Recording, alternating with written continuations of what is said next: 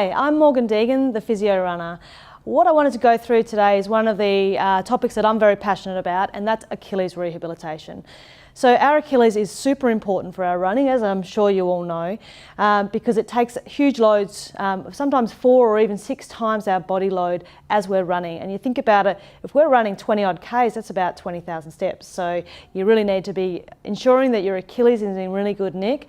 Obviously calf strength is very important for that.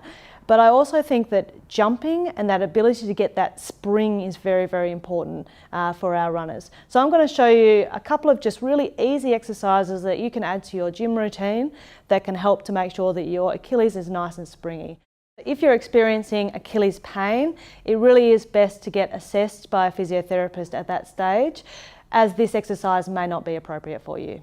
So it's a really simple one. Don't have to overthink it, but the main point is that you're soft with your landing. So the first part of it is just there, soft and land. And you want to hold that landing for a couple of seconds because we're getting a nice stretch through the Achilles as well. So again, I've just stepped back, there and land. And you can do it with some weights if you wish to push harder.